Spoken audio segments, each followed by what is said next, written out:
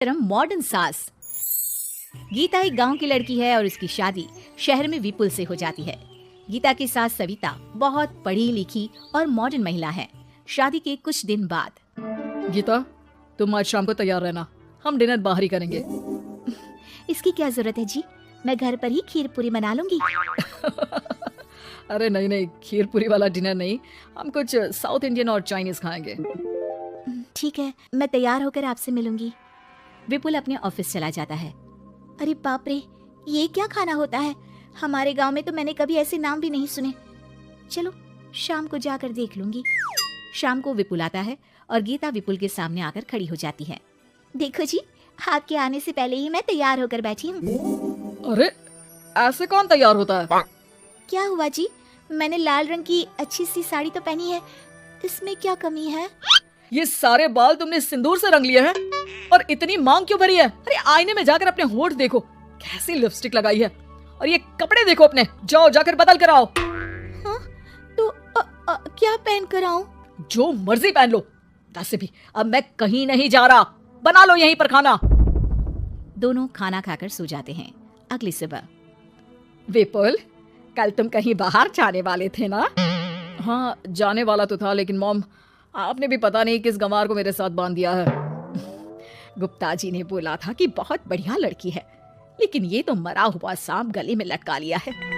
Mom, मैं मेरे दोस्तों के सामने भी इसे नहीं ले जा सकता, क्योंकि अगर किसी ने इसे देख लिया तो मैं दोबारा मुंह दिखाने के लायक नहीं रहूंगा। ए जी, क्या मैं इतनी बुरी हूँ? पहले तो अपना नाम देखो कि क्या नाम है।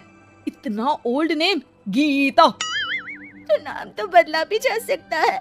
मैं तो तुझे ही बदलना चाहती हूँ। मेरा बस चले तो तुझे आज ही बदल दूं। माँ जी, आप ऐसा क्यों कह रही हो? अरे चल हट गंवार कहीं की, खबरदार अगर मुझे माँ जी कहा तो। अभी तो मैं इतनी हॉट और जवान हूँ और तूने मुझे बुढ़िया बना दिया। माँ, मैं तो ऑफिस जा रहा हूँ, थक गया इससे। विपुल ऑफिस चला जाता है और सविता शाम को अपने कुछ कपड़े गीता को देती है। गीता, आज तुम्हें आखिरी मौका दिया जा रहा है। अगर तुमने कोई गड़बड़ की तो मैं तुम्हें घर से निकाल दूंगी। ये कपड़े पहनकर बाहर आ जाओ। ये तो जींस है माँ जी। हाँ तो क्या हुआ, पहन ले। गीता जींस पहन लेती है, लेकिन वो उन कपड़ों में बहुत ज्यादा असहज महसूस करती है। आज मेरे साथ बाहर चल, तुझे शहर के तौर तरीके सिखाऊंगी, लेकिन ध्यान रहे कि जैसा बताऊं ऐसा ही करना है। सविता गीता को लेकर मैकडी पहुंच जाती है और वहाँ 2 बर्गर मंगाती है। माँ जी, ये क्या है? माँ जी नहीं मॉम, बर्गर है ये, चुपचाप खा लो। मेरी बेइज्जती मत कराओ। और जींस को बार बार पकड़ क्यों रही हो, और इस टॉप को नीचे क्यों खींच रही हो? मत करो ऐसा, नहीं तो सब समझेंगे कि तुमने ऐसे कपड़े पहली बार पहने हैं। गीता बर्गर को हाथ से तोड़कर खाने लगती है। सविता गुस्से में वहाँ से आकर कार में बैठ जाती है। गीता भी पीछे पीछे आती है। मॉम, क्या हुआ? मैंने तो अब कुछ भी नहीं किया है। चुपचाप गाड़ी में आकर बैठ जाओ। सविता गीता को लेकर घर आ जाती है। अगले दिन गीता, मेरे कुछ फ्रेंड्स आने वाले हैं, तुम किचन में जाकर तैयारियां करो, और भगवान के लिए आज ऐसा कुछ मत करना कि मेरी नाक कटा दो। मैंने भी ये शॉर्ट्स पहने हैं, तुम भी अच्छे कपड़े पहन लेना। सविता के फ्रेंड्स आ जाते हैं और गीता तैयार होकर नाश्ता हाथ में लेकर बाहर आती है। इस कमार ने ये क्या पहन लिया? गीता ने एक शादी वाला लहंगा पहना है और वो उसको संभाल नहीं पा रही है, जिसकी वजह से वो नीचे गिर जाती है। सारी फ्रेंड्स हंसने लगती है। सविता ने गीता को कस के 2 थप्पड़ लगा दिए और उसे हमेशा के लिए घर से निकाल दिया। मैंने आज गीता को उठाकर घर के बाहर फेंक दिया है। अब किसी मॉडर्न, समझदार और पढ़ी लिखी लड़के से शादी कर लो बेटा। यस मॉम, आपने आज सच में बहुत ही अच्छी खबर सुनाई है। मैंने तो न्यूज़पेपर में ऐड भी दे दिया है, पढ़ी लिखी मॉडर्न लड़की शादी के लिए तुरंत संपर्क करे। और माँ, वो खूबसूरत भी तो होनी चाहिए।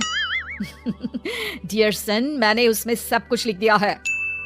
सविता और विपुल बहुत खुश होते हैं। न्यूज़पेपर के इश्तिहार के बाद बहुत सारी लड़कियों ने विपुल को कांटेक्ट किया।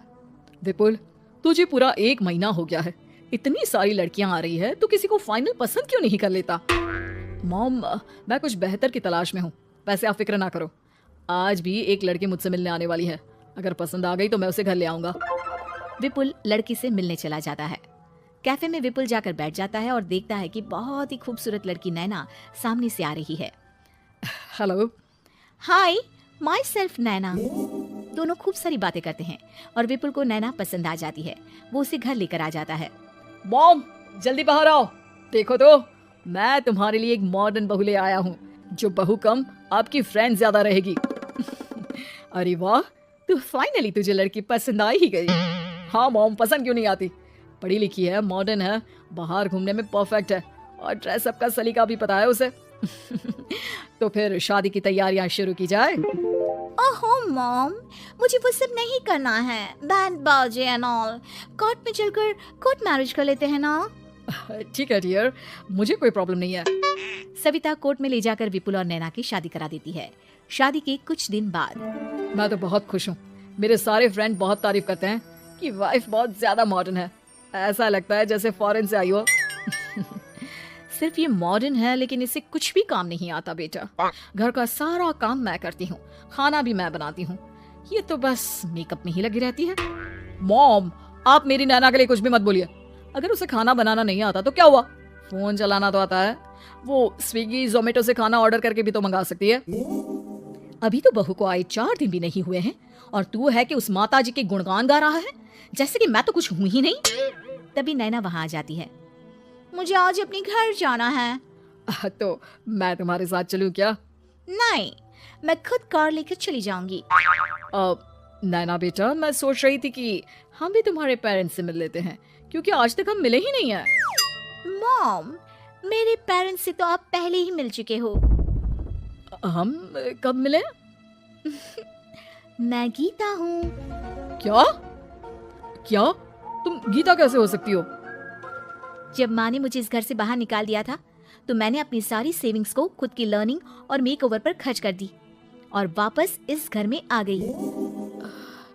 आज मेरी आंखें शर्म से झुक रही है, मुझे माफ कर दो, मुझे तुम्हारे साथ वो व्यवहार नहीं करना चाहिए था।